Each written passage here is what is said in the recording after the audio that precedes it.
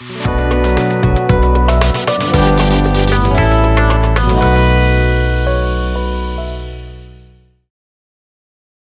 is Zohran Mamdani, the New York Muslim politician making headlines?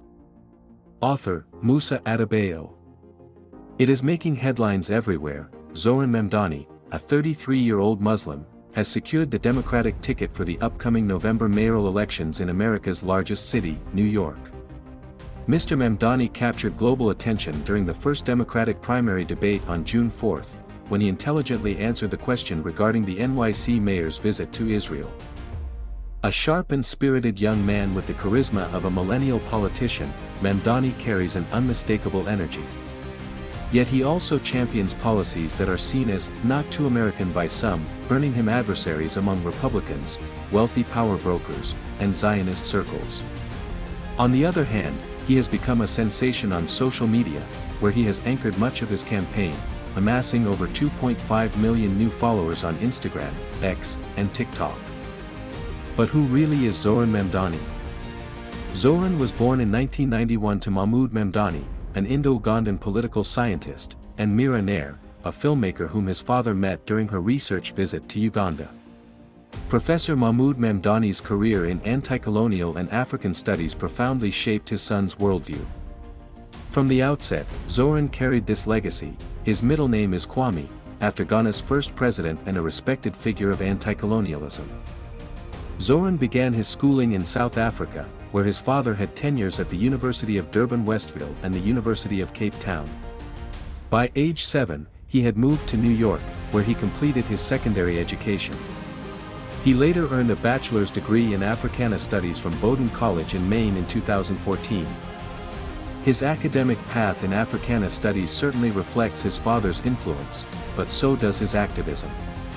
The elder Mamdani was arrested as a 17-year-old student in Alabama for joining the March 1965 civil rights demonstrations.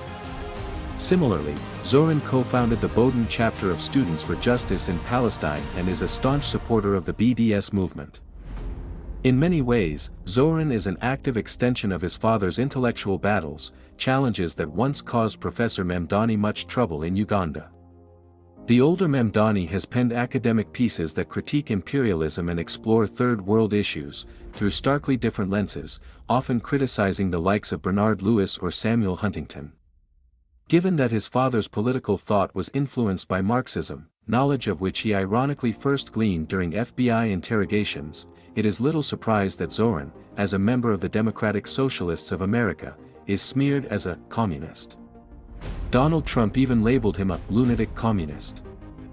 Zohran's transition from housing counselor and hip-hop artist to politician seems almost inevitable, given his background. He began volunteering on Democratic campaigns in 2015 and was elected to the New York State Assembly in 2020, winning re-election unopposed in 2022 and 2024. His outspoken pro-Palestinian stance has earned him admiration across the Muslim world. Yet it is crucial to temper these perceptions. Like many liberal politicians, Mamdani's occasional solidarity with Muslims should not be mistaken for deep religious commitment. In a November 2019 post on X, he identified himself as an Ithna Ashari Shia. However, his personal religious observances are largely unknown. Meanwhile, his father admitted in a 2009 interview with The Telegraph that he had gone without prayer, fasting, or even reading the Quran, though he firmly identified as Muslim. While Zohran has visited mosques to discuss his political views, some of his positions wholly contradict Islamic values. Notably, beyond merely supporting LGBT rights, in February 2025, he joined a rally in Union Square protesting an executive order by Trump that cut funding for gender-affirming treatments.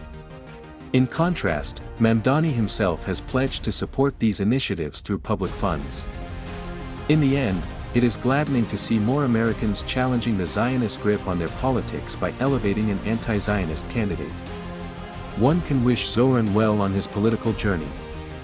Still, it is vital to be cautious when such figures are presented as Muslim candidates, as though they aim to represent Islam itself, something they clearly do not.